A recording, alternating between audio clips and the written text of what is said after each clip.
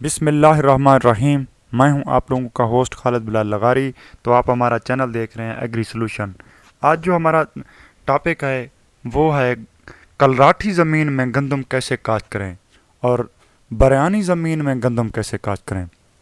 अगर करलाठी ज़मीन है तो उसका तरीक़ाकार क्या है, अगर बरानी ज़मीन है तो उसका तरीक़ाकार क्या है गंदम काश्त करने के लिए। पहले नंबर पर हम जो बात करेंगे वो करलाठी ज़मीन में गंदम की काश्त। करलाठी ज़मीनों में गपछट का तरीका बहुत ही बेहतर है, क्योंकि ड्रिल से भी जर्मिनेशन नहीं होगी, उगाव नहीं होगा। अगर आप जो है ना ऐसे रौनिंग करके भी अगर काश्त करेंगे तो उससे भी जो है ना वो खातिर का नतीज नहीं मिलने वाले। लिहाजा बेहतर यही है कि आप लोग करलाठी ज़मीन में गपछट का तरीका इस्तेमाल करें।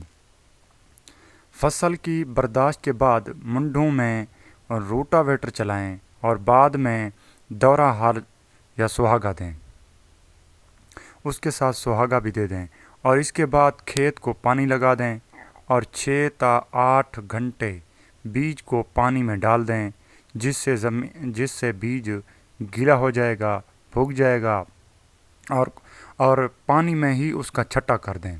और ये तरीका करलाठी ज़मीन के लिए बहुत ही मौजू है और पंजाब में तकरीबन यही तरीका राइज ही है।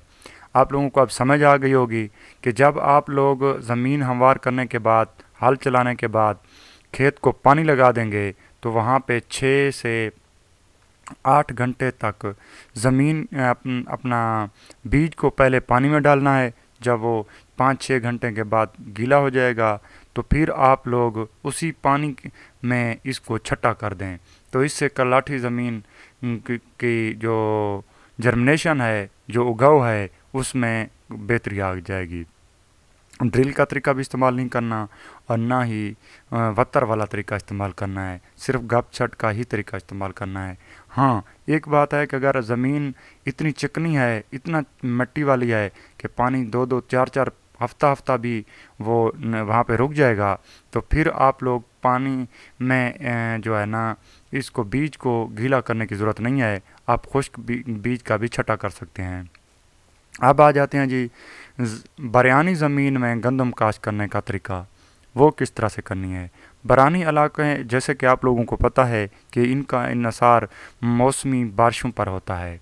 बरानी इलाकों में मानसून की बारिशों का बेहतर फ़ायदा हासिल करने के लिए एक दफ़ा हल चला दें ताकि नमी बेहतर तौर पर महफूज की जा सके, और बाद हर बारिश के बाद आम हल चला दें और सुहागा दें ताकि जड़ी बूटियाँ तल्फ हो जाएं।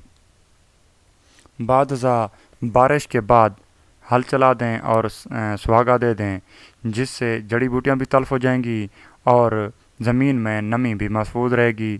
गंदम की काश्त से पहले दौरा हल चला दें और बिजाई बदरिया ड्रिल कर दें।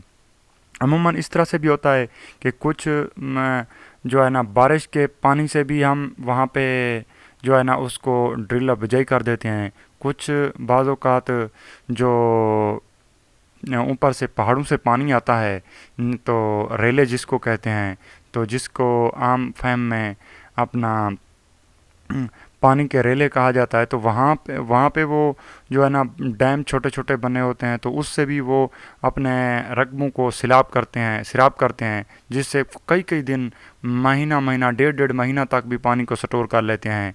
तो क्योंकि उससे ज़मीन की जो ज़रख़ेज़ी है, उसमें जो ज़मीन में जो पानी की जज़्म है वो इतना हो जाती है कि वो तकरीबन गंदम काश्त करने के काबिल हो जाती है, या दीगर फसलें भी वहाँ पे उगाई जा सकती हैं। लेकिन क्योंकि हमारा टॉपिक बरानी ज़मीन में सिर्फ गंदम का है, तो हम गंदम के हवाले से आप लोगों को ही बताएंगे। बरानी ज़मीन में अपना खादों के हवाले से वो भी हम अगली वीडियो में आपको बताएंगे, वो देखना ज़रूर ना भूलिएगा। और हमारे चैनल को सब्सक्राइब करें, शेयर करें और दूसरे दोस्तों को भी हमारे जो तरीके हैं वो बताएं, अगर हमारे तरीके अच्छे लगते हैं तो।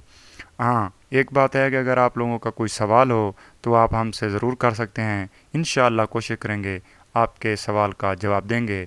और खालिद बिलाल को आप इजाज़त दे दें। अल्लाह हाफ़िज़।